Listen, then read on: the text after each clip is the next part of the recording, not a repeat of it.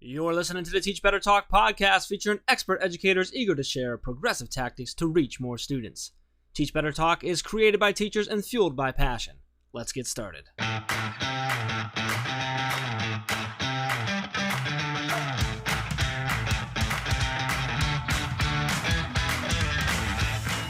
Hey everyone, welcome to episode 138 of Teach Better Talk. I'm Ray Hewart, and as always, I am with my, how should I describe you? Well, Dancing. I'm dancing right now. You're my dancing friend, Jeff Gargas? Did you say you're dancing right now? Yeah, I don't know why I'm like dancing. I like something about like you just like going an episode. I just like got all like dancey, and I'm like I'm still dancing like right now as I talk. I'm so glad that I inspired you to move. Look at that influence right there. You did. I was just like, I don't know, something about it. I'm like, oh, we're into another episode, and I'm like, and we still got a couple more to record tonight. And I'm just like, I'm gonna dance. This is the moment when all of our listeners wish that this was also on camera so they could see it. I had someone earlier tell me that they wish we would did it on camera. You know what? If you're listening and you think we should do this video as well, like tweet at me or Ray and hashtag Teach Better Talk and let me know, because I'd be willing to consider it, but only if people actually want to see that. You don't want me on camera right now. I'm in slippers. I have this like cozy blanket over me. I'm in my Teach Better team zip up, and I look like I just taught all day. That's what it looks like. Paint the picture.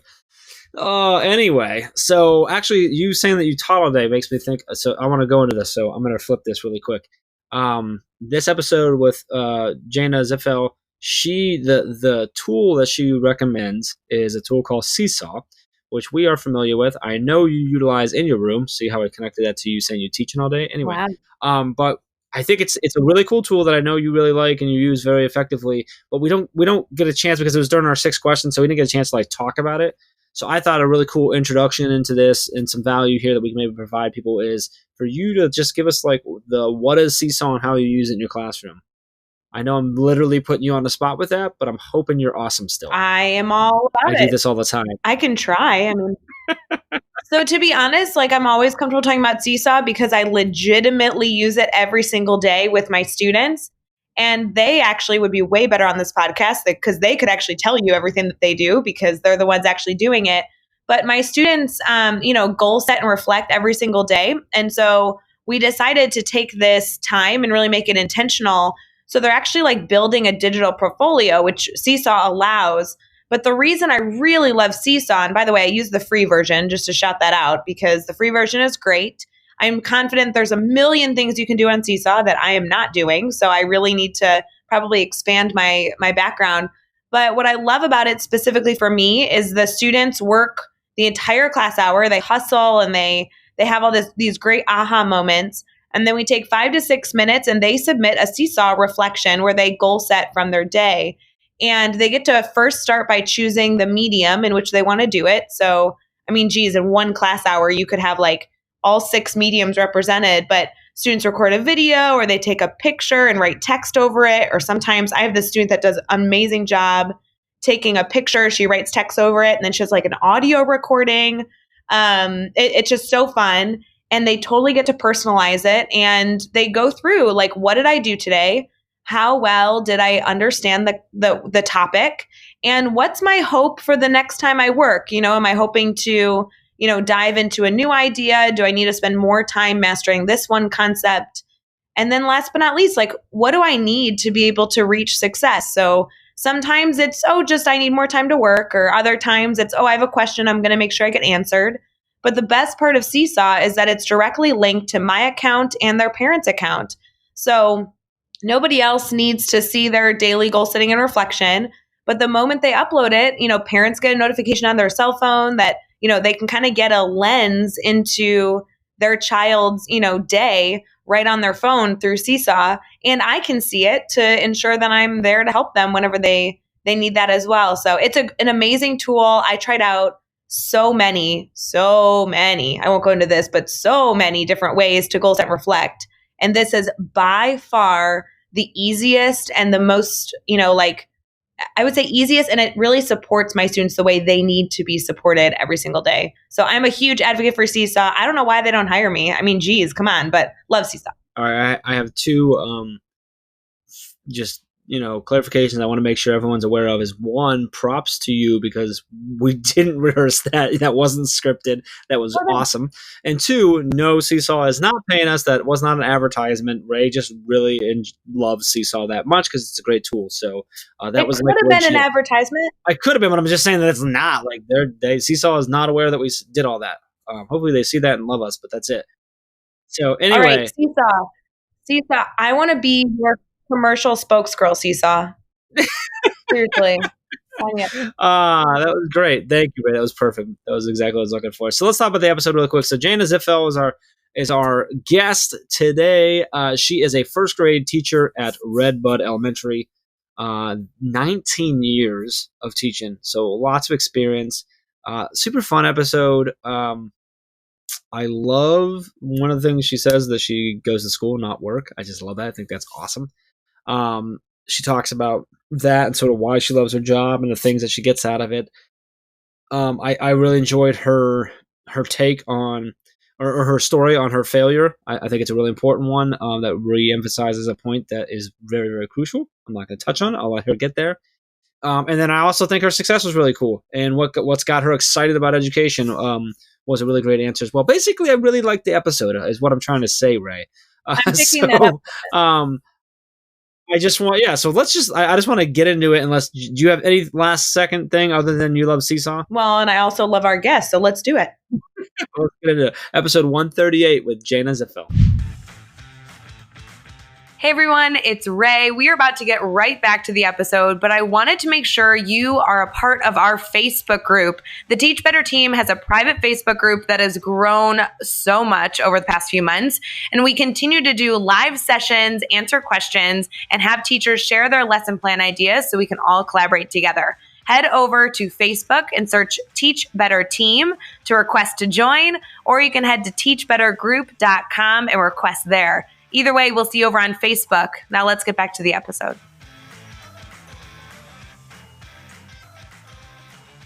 All right, we're here. We are chatting with Jana Zipfel, and Jana is so excited to have you on. Get into conversations here. We're like just a few days away from, actually, I think you start back tomorrow after your winter break, and then the students come in a few days. So we're at this point of like, where a lot of teachers are maybe feeling anxious or hopefully feeling excited. So I'm excited to dive in your head like right at this particular point of the year. But before we go like into that, I just want to ask you, how you feeling right now? I'm feeling pretty good. Feel rested and relaxed from my Christmas break. And I'm just excited to get back to the routine and back in the classroom and see all the kids. Well, I am excited that you're excited for that as well, because sometimes I feel like teachers get so bogged down. They're like, oh, I wish my break was longer. But when you really do break right and you are reinvigorated to like head back to the classroom, I think that's that means you did break the right way. I'm proud of you. That's awesome. Thanks. So I want to make sure our listeners get to learn all about you. So the first question is going to just ask you to describe yourself and all that you do with education. And sometimes this is hard to answer, but I think that you'll be a champ. So how do you typically answer the question of what you do? Well, as I thought about this, I thought, so many people say, oh, I go to work, this is my job. But I can honestly say that I've never called it work. It's always just, okay, I'm going to school, kind of like I never left school from elementary and high school. But it's a different kind of feeling. So I don't feel like it's work. Some days, of course, you might feel that way. But I just have a great group of people that I work with. I love that my daughters are there. I teach in my hometown where I grew up, so it's very familiar to me. And that was something that I kind of knew that I wanted to do when I got decided to go into teaching. And I think people talk about teaching being such a hard job, or some people have a different view and think that it's, it's easy, you can get the summers off. But we all know that it's one of the hardest jobs, but no other job is like it, because of all the rewards that you get and the little things day to day. And I love that no day is ever the same. I might have a plan for the day, but a lot of times it doesn't go that way. So I love that part of it. Just being flexible and being okay with routine, not, being adjusted a little bit. And it's a fun job. My coworkers make it fun. So yeah, that's, if somebody asks what I do, that's kind of it in a nutshell. I love it. I love that you touched on the fact that no day is ever the same. That it's you're constantly, you're still learning, you're still in school basically, right? So going Yeah. that, and that kind of touches. That's why we like to talk about this next part, about talking about failure. So because I think every day there's so much that goes on in any classroom, that there's so many opportunities to fail and learn. That I love talking about this. So let's talk. Take us with you. Tell us a story about a time that you've had a failure. Tell us what happened. How did you overcome it? And then what did you take away from that experience? Well, I thought about this a lot, and really like no specific instance, I guess, came to my mind other than just thinking back to those early beginning years of teaching, when obviously I didn't know everything. I still don't know everything, always learning. And I think a lot of it changed when I did become a parent myself. In the fact that, and I teach younger students, and I think it goes with any age group. But just thinking back to all those times of the kids, whether it was a kid that came in late or, they were struggling. And I know in the beginning of my career, I did not take the time to find out why, or, just stop and say good morning and how are you? It was always, okay, we get this done. I got a plan for this. I got to do that. They need to do this work. And I can see now that, none of that's going to happen if you don't take that time to build your relationships and, or stop and say good morning to that kid that came in late, or, just those little things. I've, read some different books here lately of just different stories of people talking about that and the effects that it has later on those kids. So I think just thinking back to those times and how I didn't, probably do that right. And so I'm learning from that, and learning that it's okay to not get to everything I had planned, and to take that 10 minutes or so just to talk to the kids and, understand their families and get to know, kind of their backstory. Because it can make a whole world of difference when you're trying to teach them and help them learn. I love that. Just taking the time, that relationship is just the foundation of everything else. Our good friend Chad Ostrowski always talks about like having 1,000 conversations about nothing, just to get to know them, just to build those relationships. So that's awesome. And I think a really important thing to continue to remember as we go into the second half of the year, you may have to like rekindle some of those relationships, Right. and you have another opportunity to sort of rebuild them again and learn about what they did over winter break, and utilize those things to maybe fix a relationship that wasn't as strong, or continue to build ones that are there. So that's awesome. I love it. So let's flip it now. Let's talk about a successful moment you've had. And this can be something big or something small, but tell us what happened. Why was it a success for you? And what did you take away from that experience? Well, I'm going to talk about something that I wanted to try this year, and that was student-led conferences. It's something that I've kind of read a lot about in the last year, but was always, asked me about 4 years ago, I probably would have said I was never going to try anything that was outside of my comfort zone. And I've changed a lot with that. So because I've realized that, okay, I'm going to try it, and it ends up turning out to be something great. And this was one of those things that happened that way. And of course, I grabbed another coworker and I said, hey, what do you think about doing this? And she's one of my coworkers that's always on board for trying something new. So I knew exactly, that she was the person to go to. And so that helped to get somebody else to bounce ideas off of. And so we did that when we had conferences in October. And it was absolutely the most rewarding thing that I've done since I've been teaching for the past 18 years. It was, the parents absolutely loved it. I watched my first graders, my 6 and 7-year-old students, take complete ownership of their learning, lead the conference. And it just almost basically took the work off of me. And I felt so much more relaxed as a teacher. You get so worked up sometimes on how conferences are going to go and the conversations that you might have. But this took a totally different spin on it. And we got great feedback from it. And in fact, my coworker and I are going to present at a conference coming up soon about how we did it and some things that we learned and things we want to try. So I'm hoping to do it again in fourth quarter to kind of show the parents, some more growth with their students. So I feel like that's been the best thing that I've something new that I tried, and it went great. So. I love that you brought that up as a success moment, because I don't think anybody, at least that we've had on Teach Better Talk, have really talked through student-led conferences before. But it's something I also do with my sixth graders. And even at the sixth grade age, people are like, oh, but can sixth graders really handle that? You're like, well, yeah, it's really about putting the supports in place and allowing the students to be able to thrive off of taking ownership over their learning, but also advocating for their needs and being able to describe the work they're doing. I love that you then took that idea and you're doing it at an even younger age, and it was a success, because I think that should even further prove the power of the student-led conference idea. Yeah. And, at first I thought, okay, there's no way they're going to be able to talk about this. And I think I was trying to make it harder than it should be.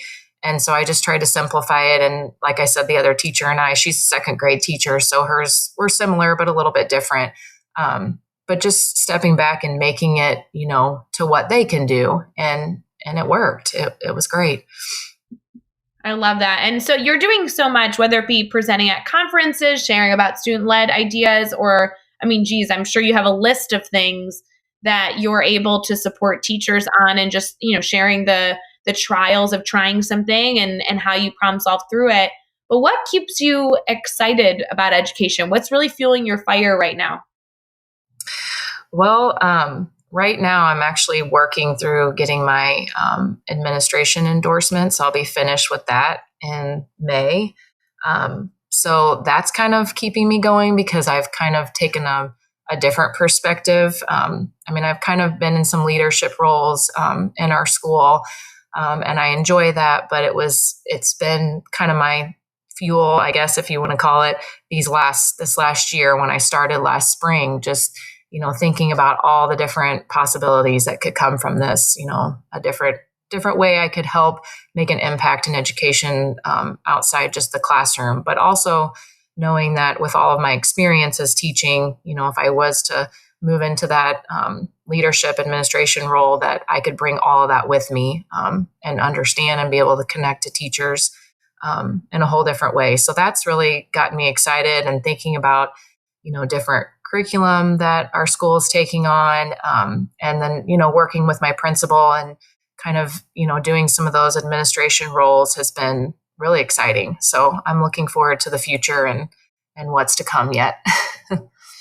Yeah, I'm so excited for you that you're taking on that leap, because that is such an important and valuable role that it's so wonderful. I'm glad that you're pursuing that. So in terms of support, now we've added even that next layer of, leading a building to support educators. Question 5 always has to do with advice. And when we talk about advice, it could be for a new teacher, or, somebody maybe new to a building or starting their job, but it really should be for any educator that is looking to pursue this idea of better. What advice do you feel like educators need, even if you have like more than one? What advice do they need to be successful and stay on this path towards a really progressive classroom? Well, first of all, I think my biggest advice is do not try to do everything. I feel like that was something that was in my head those first few years of teaching. Oh my gosh, I have to do this. Oh, the teacher next to me has this bulletin board up and is doing this. And I know for several years that was what I tried to do, and it was just exhausting. And then, you get your experience, but of course you're still learning. But I just feel like, telling them you don't have to have the best bulletin boards in your room or all the newest decorations, or, spend all of your money at the teacher store. Really just make it simple and, learn your curriculum, know your things that you're teaching, and don't be afraid to try new things, even if you are the only one doing them, because guess what? Eventually other teachers will want to try those new things. So I think that's a big thing. Also just reflecting. That's something I've tried to do more of, even if it's just in my mind, to process the day. Okay, what went well, what didn't go well? What do I want to do different tomorrow? that kind of thing, just because I think it helps you be, more successful and, want to try to do new and exciting things. So I want to touch on that, the reflective piece, just because it caught my eye, because that's something that I do every day, every morning and night. I use an app on my phone. Do you have any specific way that you do that? Is it just sort of a mental thing you do naturally? Do you journal at all? Do you have like an app or a system that you do with that? I don't have an app, but I'd be interested to know what you use for that. Basically, just I use something called 5-minute journal. Oh, okay. Well, I'll have to look that up. Because I think the simpler you make it, the more you're going to do it. I'm an early person. I wake up early every morning, and that's kind of my hour to myself. It's mostly for my exercise routine, but I started doing a journal this past year and just kind of writing down, here's what's going to happen today. Here's some things I'm thinking about. And then I did start one that kind of sits on my desk, and I probably don't do it as much as I should, but when, I have something that went well, I might just jot it down. When I have something I'm worried about, or, something that I want to try to take more time to do, then I just kind of keep that on my desk and just kind of jot notes to myself almost. Because I think that just helps. If it's something easy and something you put into place the same time, whether it's morning or night, then I think you're going to be more apt to do it. Or if it's even just, talking to your coworkers and just talking through. There were many times that I'd go next door to the teacher next door to me, and we'd talk about, the way math went, because we were trying some similar things. And that was always good, just to, even if it was just to hear yourself say it out loud. I think that's a good way to reflect also. Yeah, that's definitely a great way. I mean, whatever it is that helps you do it and think through it is the way to go. So I'll put a link in the show notes to that 5-minute journal. I think it costs a couple bucks, but I've been using it for several years now, and it's a really simple app. Pops up in the morning and asks you what you're grateful for, and asks you to put in your daily affirmations, and then at night it pops up, and you can set the times. At night it pops up and asks you what three amazing things happened today, and then what could have been better. So it's just a really simple thing, but I really enjoy it. So yeah, that sounds great. So let's have some fun here. We're going to do the next 6 questions, and your goal is to answer each one in 15 seconds or less. Are you ready? I'm ready. Let's do it. What is one ed tech tool you cannot live without? Seesaw, for sure. I use that in my classroom. Love it. What book are you reading right now? I'm reading PJ Capozzi's Fully Charged Systems. It's really good. About halfway through. And who do we need to follow on Twitter or Instagram today? Definitely PJ Capozzi. I love his video chats that he puts on daily. Maria Papis, she's an instructional coach that I've met through visiting her school. She's doing great things. And Joe Sweeney, who's a principal at the same school where Maria is at. And he's doing awesome things with his junior high students. What's a good YouTube channel or website for educators? I like to go to Kid President. My kiddos love those, and we'll show them sometimes on Mondays just to kind of be a little motivational, funny video. They love those. And then, of course, we love Ryan and Craig. They have a YouTube channel. They read stories aloud and do a little adult humor in there. And we always watch them each week on Tuesdays. We call it Tech Tuesday, and we go to their webpage and watch some of their stories. They're for a good laugh. That's awesome. Give us a daily, weekly, or monthly routine every teacher should get into. Some kind of self-care. Make time to do that, whether it's early morning or at night before you go to bed. Just that's such an important part of your routine. And finally, what is the best piece of advice you've ever received? To let it go. Just let it go, let things go, and move on, because tomorrow is always a new day. Nailed it, Ray. Yeah, I love that. I feel like I needed to sing, though, Let It Go. That was I do that moment. often. Everybody was expecting. I feel like all of our listeners were like, I hope Jeff breaks into song. That's totally true. And I feel like I, over the years, have just continued to emphasize that need of like, don't sweat the small stuff, let it go. I love that. That's a great piece of advice. I think that she gets the trophy. Jeff, will you mail that over to her? Yeah, I'll get on that. I'll get that sent over. Although I thought that was your job. Well, it's 2020 now, so I'm hoping you'll take that over. I'm a little busy.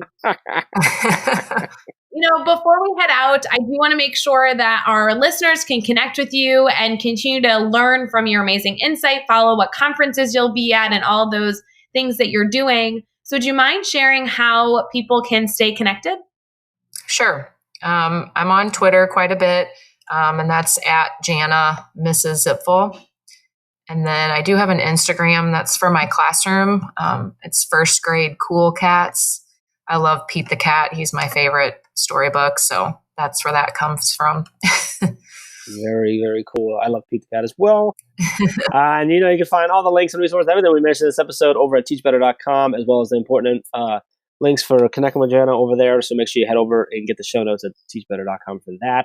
Be sure to hit subscribe so you don't miss any upcoming episodes. And if you can give us a rating and a review, we'd really appreciate that as well. Let's keep taking this one step further. Think of just 3 of your colleagues who need to hear these amazing stories and share this podcast with them. Jana, this was awesome. I'm so glad that you were able to jump in during your winter break, share just your passion with us and all the awesome things that you're doing. We really, really, really appreciate it. Thank you so much. Yeah, I loved it. It's awesome. Thank you. And until next time, let's get out there. Let's teach better.